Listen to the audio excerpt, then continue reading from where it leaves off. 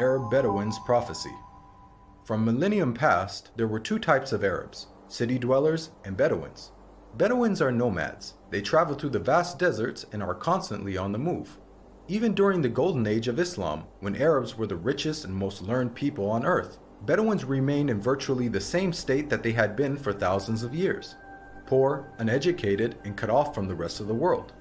Yet Muhammad, peace be upon him, foretold that these Arab Bedouins of his region would one day compete with one another in the construction of tall buildings.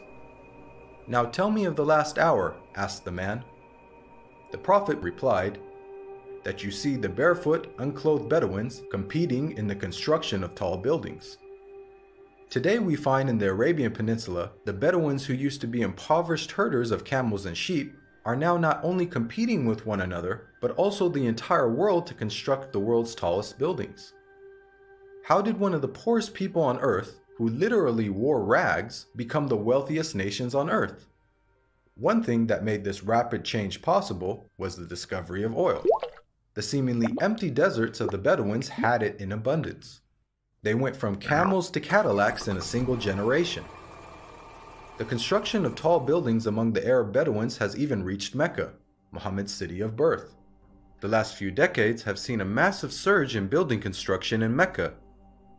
The famous Mecca clock tower is currently the third tallest building in the world. In order for such construction to be possible, many of Mecca's ancient mountains had to be demolished in order to make room for the tall buildings that had sprung up. Amazingly, this is also something that Muhammad had foretold. He said, "The hour will not be established until the mountains are moved from their places." This tremendous feat of demolishing entire mountains has only been made possible in the 20th century with the advent of technology such as explosives. It's important to point out that Muhammad himself was a simple man and wanted other Muslims to maintain that simplicity. He did not like Muslims to be extravagant.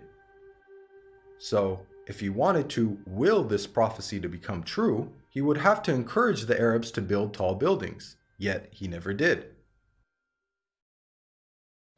Spread of sexual immorality and disease. Muhammad, peace be upon him, revealed that the Day of Judgment would not take place until sexual immorality had become so prevalent and normalized that it would begin to be carried out even in public places. He said, "The hour will not be established until people fornicate with each other in the road, just as donkeys fornicate." Today we live in a world where we are being constantly bombarded with explicit sexual imagery, be it in TV, film, or advertising. And with the advent of the internet, pornography has now become readily available at any time and any place.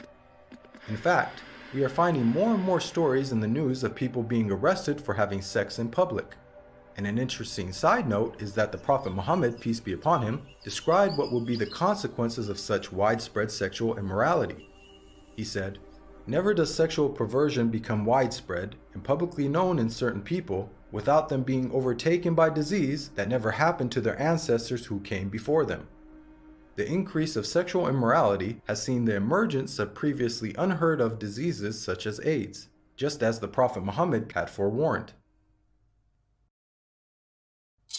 A world steeped in interest. Muhammad, peace be upon him, claimed that the practice of interest would one day become so dominant that even those who try to avoid it will still feel its impact. He said, "A time will come upon mankind when they will consume interest. Whoever does not take from it will be afflicted by its dust." This clearly describes the state of the world economy today. In the modern world, it is almost impossible to avoid dealing with, or at the very least being impacted by, interest.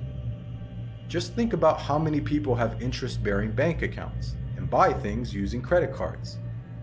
Even if one somehow manages to avoid dealing in interest directly, almost every aspect of our lives is impacted by it.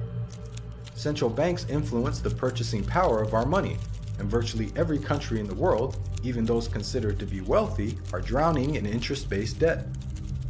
The financial system even suffered a global collapse in 2008, a disaster which had plunged the world into economic turmoil, the consequences of which will be felt for generations to come. What makes this prediction amazing is that the financial state of the world over the last century is unique in history. At the time of Muhammad, finance was based on commodities with intrinsic value, such as gold and silver coins. Gold and silver have been used as the most common form of currency throughout history. The use of paper money with no intrinsic value, along with the massive debt and interest that it has resulted in, is a phenomenon of modern finance, and not something that could have been easily guessed by Muhammad over 1400 years ago. The defeat of Rome and the conquest of Persia.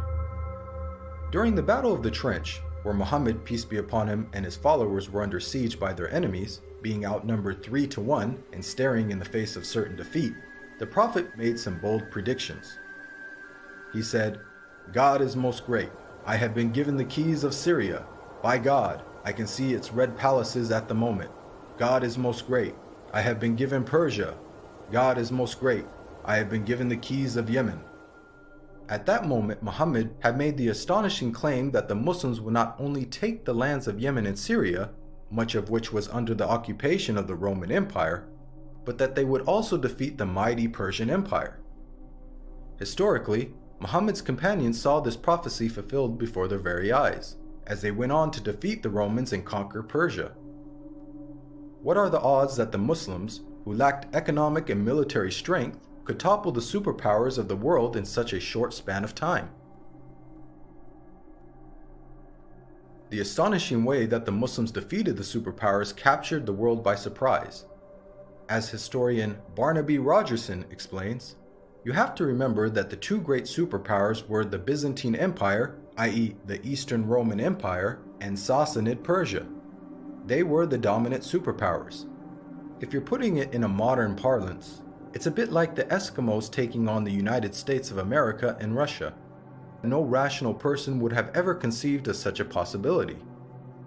This sentiment is echoed by historians who cannot explain how Islam became such a dominant force so quickly. Professor of Byzantine Studies, Andrew Louth, wrote, "The speed with which the eastern provinces of the Byzantine Empire succumbed to the Arabs remains to be explained by historians." Prevalence of writing. Many of us take for granted the ability to read and write, and the abundance of books that are available in the modern age. However, for the people of the past, illiteracy was the norm, and books were very scarce. Muhammad, peace be upon him, was born into a society in which very few people could read or write. It is estimated that the number of people who were literate in his locality of Western Saudi Arabia did not exceed 17.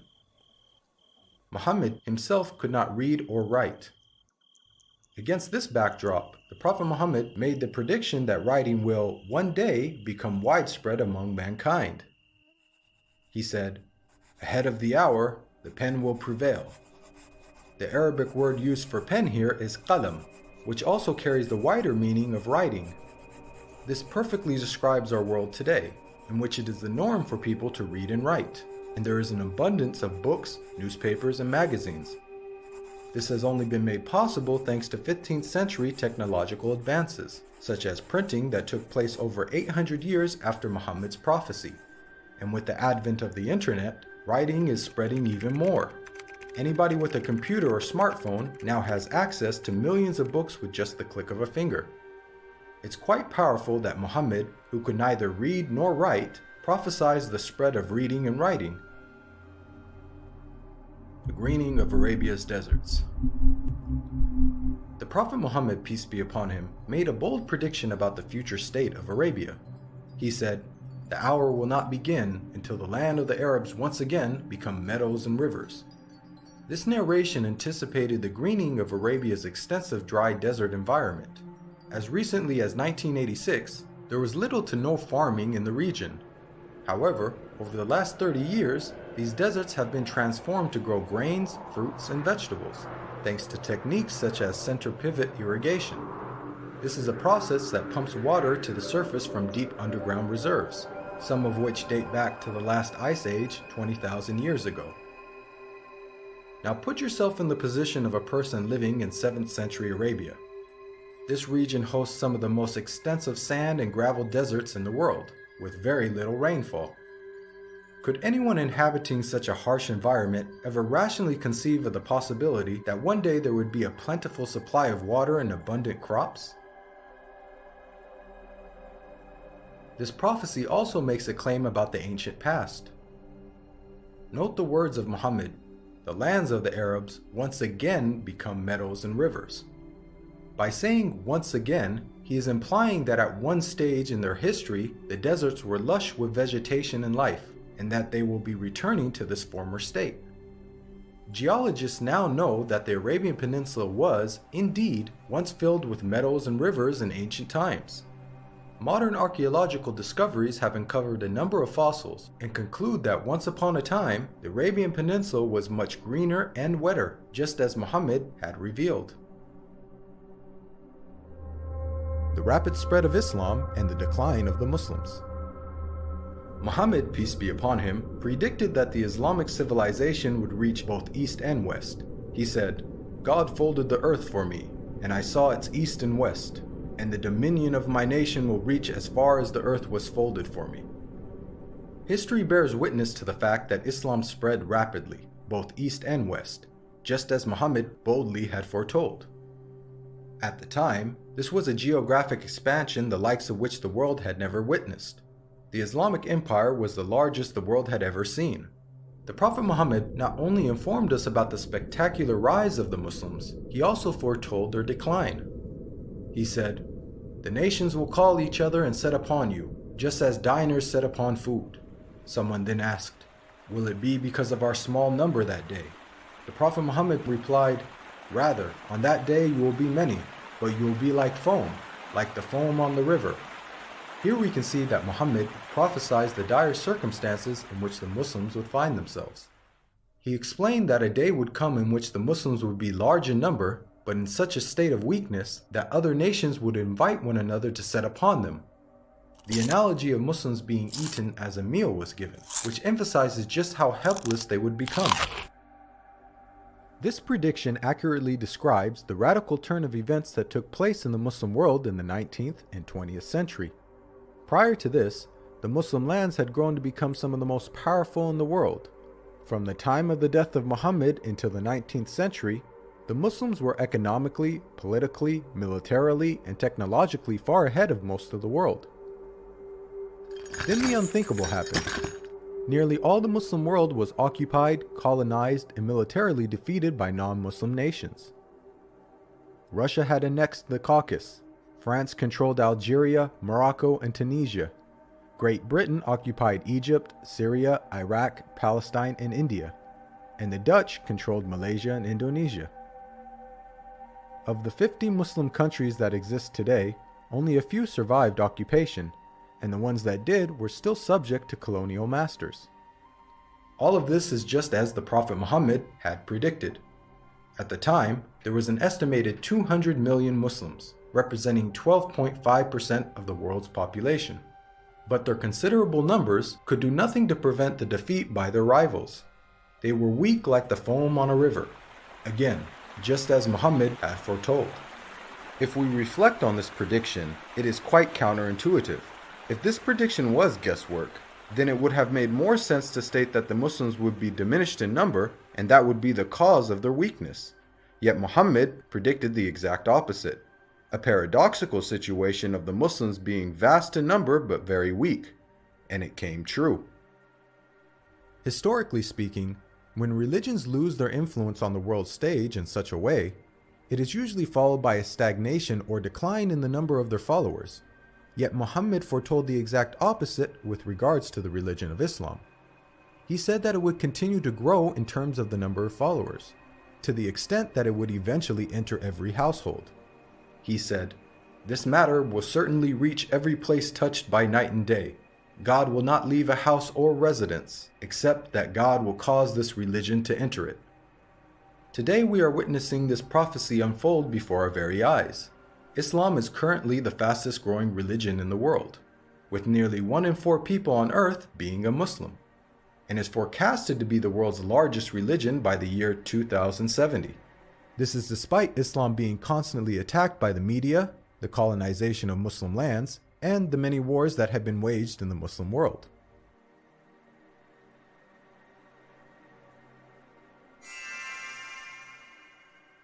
Even the name Muhammad has prophetic implications. It's an Arabic word that means the praised one. The Quran states how Muhammad's remembrance will be raised. We elevated your mention for you. Since this verse was revealed over 1400 years ago, the Prophet Muhammad, peace be upon him, has been the most praised person in history. Today, not a second goes by without a minaret somewhere in the world publicly proclaiming the time for prayer and saying, أشهد أن محمدًا رسول الله. I bear witness that Muhammad is the messenger of God.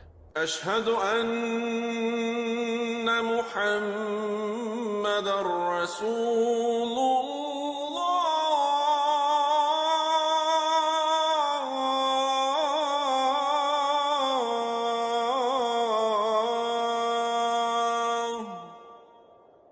Moreover, the name Muhammad is consistently the most popular name given to newborns across the globe.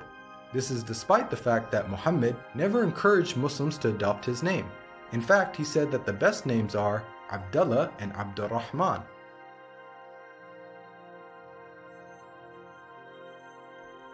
Now, we've analyzed a number of the Prophet Muhammad's prophecies, which were made over 1400 years ago, and have seen how he has accurately foretold many things.